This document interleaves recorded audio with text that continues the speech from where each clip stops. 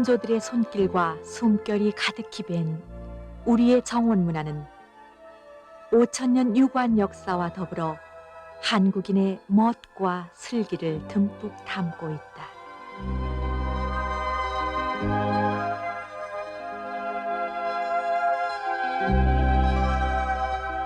쾌적한 분위기와 시각적인 미를 살린 정원 꾸밈새는 자연과 조화를 이루고 있다.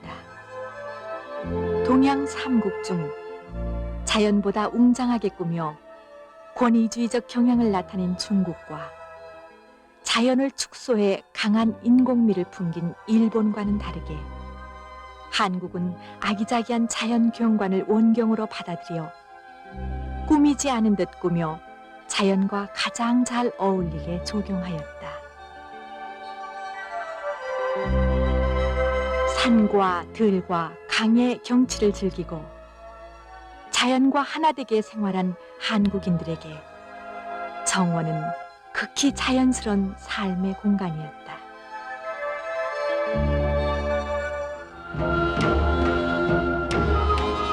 이런 자연관에 의하여 하늘과 가까운 높은 산 꼭대기에 돌로 제단을 쌓은 만이산 참성단은 기원전 2300년에 나라를 세운 단군 왕검이 하늘에 제사를 드린 제단으로 한국인의 경천 사상과 자연 숭배 사상을 담고 있다.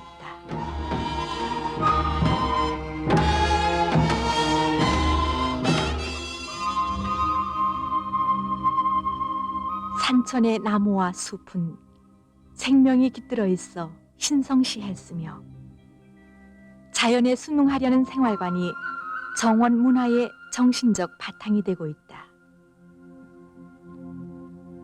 옛부터 흐르는 맑은 물에 몸을 씻어 부정스런 것을 없애고 제사를 지내 재앙을 예방하던 풍속으로 생겨난 포석정에는 한국인의 멋이 숨겨져 있다. 사적 제1호인 포석정은 서기 800년에 만들어졌다.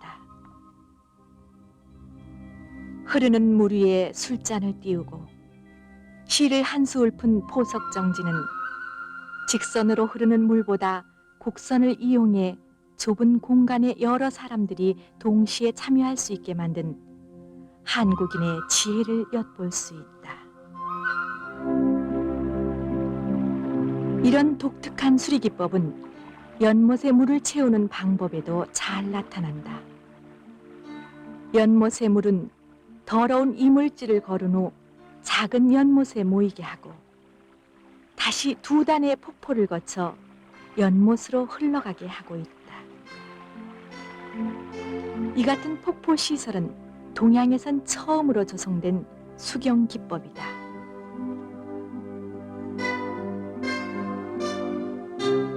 통일 신라시대 궁궐 연못인 임해전지는 바다를 본떠 넓은 연못을 만들었다.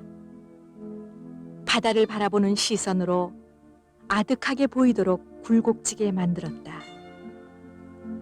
자연스러운 곡선을 이용한 연못의 모양새가 동양화에서 찾을 수 있는 깊은 정취를 느끼게 한다.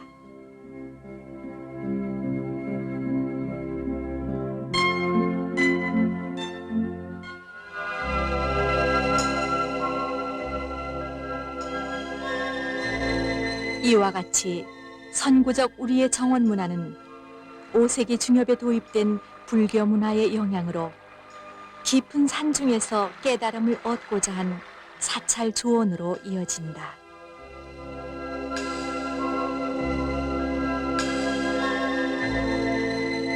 사찰을 감싸고 흐르는 계류 위의 다리와 노는 현실 세계와 불교 세계를 이어지며 그 아름다움이 돋보인다.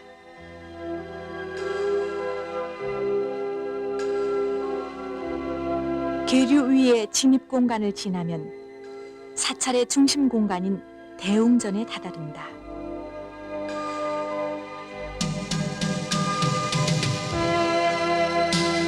현실 세계를 떠나 극락 세계를 기원하는 사찰 공간 구성은 불교의 우주관을 상징화하였고 상징적인 수석 기법으로 석등, 석탑, 석비, 부도 등이 사찰 공간 구성을 이루어 엄숙하고 장엄한 분위기를 더해주고 있다.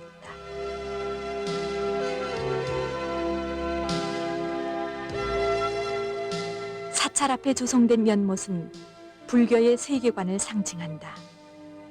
연지는 불교의 상징물인 연꽃을 심어 극락세계의 표상으로 삼았으며, 영지는 수면의 탑이나 사찰, 불상의 그림자를 비추게 하여 불교의 이상향을 실현하고자 했다.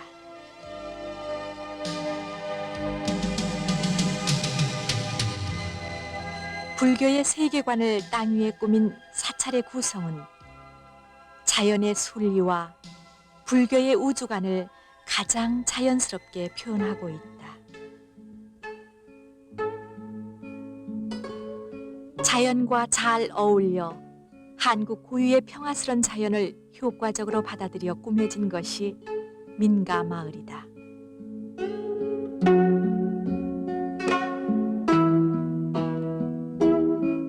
마을 주변에 성을 쌓고 주변 성곽과 어울리게 운치 있는 정자를 세워 좋은 경관을 이루게 하였다. 마을 전체를 구성하는 집과 집이 조화를 이루어 전체가 자연스럽게 꾸며진 것이 한국의 민가 정원이다. 집의 담도 자연과 조화되도록 쌀이나무나 대나무 등을 재료로 썼다. 마을 어귀에 세워진 장승은 마을을 지켜준다고 믿었으며 마을 사람들의 공동의 장소였다.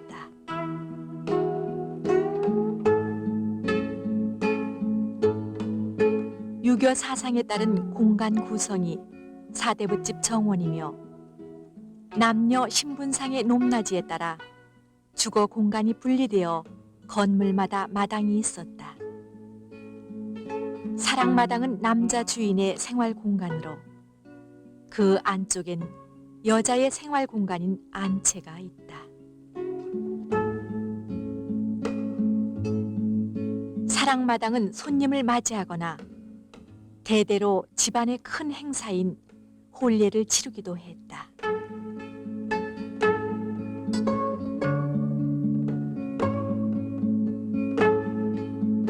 사랑채와 구별되는 별당에는 연못을 만들었다. 사랑채 마루에서 자연을 감상할 수 있게 꾸며진 정원에는 돌로 작은 산 모양을 만들고 연못을 꾸몄으며, 주위에는 아기자기하게 수목을 심었다. 자연을 마치 뜰 안으로 옮겨 놓은 듯하다. 야트막한 산기슭을 배경으로 소박한 구조와 자유스러운 분위기를 자아내고 있다. 선비의 심성을 기르기 위해 자연을 바라보는 시선으로 마루와 뜰로 이어지는 조경이 신선함을 주고 있다. 후원엔 선비의 덕목을 기르기 위해 푸른 숲을 정결하게 가꾸었다. 건물이나 담장 주위로 흐르는 물도랑을 이용해서 자연스럽게 반다령 연못을 꾸몄다. 이와 같이 정원의 꾸밈새에는 정연함과 소박함이 깃들어 있다.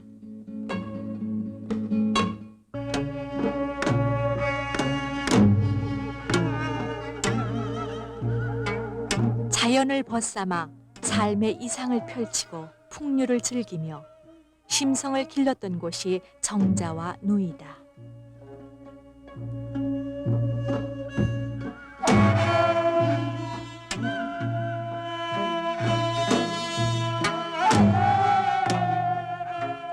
누는 2층의 구조로 되어 있으며 건물로서의 가치보다는 그 장소에 더 큰 의미를 두고 있다.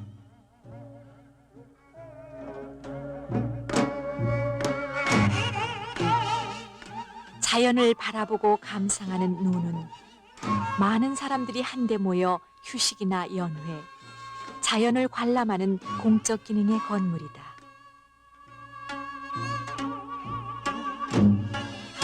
묘가 공적인 공간이라면 정자는 개인적 공간으로 자연에 동화되고자 했던 한국인의 고운 심성과 의지의 표현인 동시에 정서를 순화시켜주는 벗이 되었다.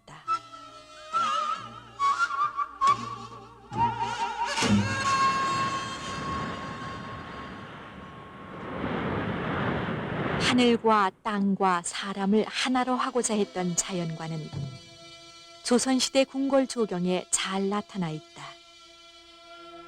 일본이나 중국과는 다르게 주요 건물 배치는 좌우 대칭을 이루되 전체적으로는 자연 조건인 지형에 맞추어 자연스러운 조화를 이룬 것이 특징이다.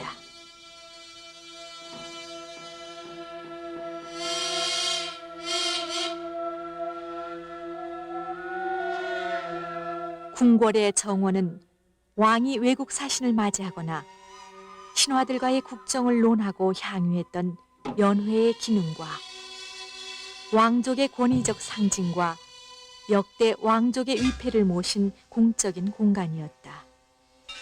종묘 제례는 현재까지 전해진다.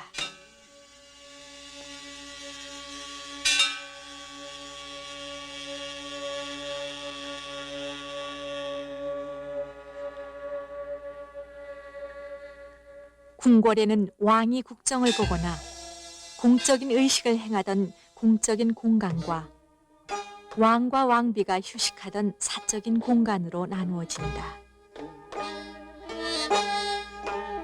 궁궐의 별궁으로 꾸며진 낙선제 후원에는 층층이 계단을 쌓아 꾸민 화계가 있다. 경사면을 활용하기 위하여 단을 쌓고 꽃나무를 자연스럽게 심었으며 주변에 꽃담장과 장식적인 굴뚝, 그리고 괴석 등이 조화되어 자연스럽게 꾸몄다.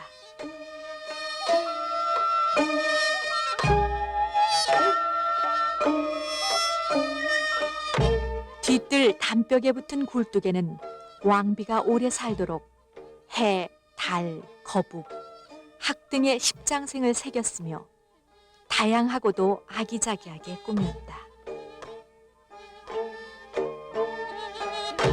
정궁의 후원인 이곳 비원은 왕이 휴식과 사색을 하며 학문을 연구하기도 했던 장소이다.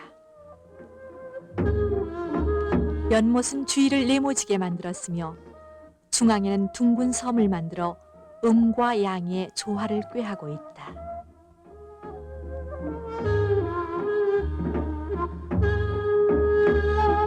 연못 안에 두 기둥을 들이고 있는 정자는 사람으로, 섬은 하늘로, 물은 땅을 상징한다. 바위에 물이 돌아 흐르게 둥그런 홈을 팠으며 그 물이 모여 폭포가 되어 떨어진다. 이같이 바위, 물, 폭포 등을 한눈에 볼 수 있게 정자를 세웠다. 왕은 이곳에서 사색과 휴식을 마친 뒤에 정사에 집중할 수 있는 정신을 가다듬었다.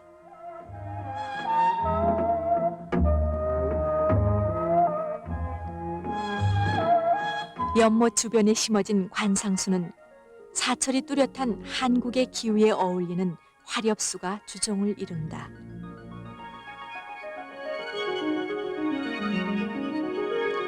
봄이면 생명의 기운을 느끼게 하고 푸른 잎이 무성한 여름, 단풍이 물든 가을을 통해 자연의 순리와 아름다움을 정원에서 발견하게 된다.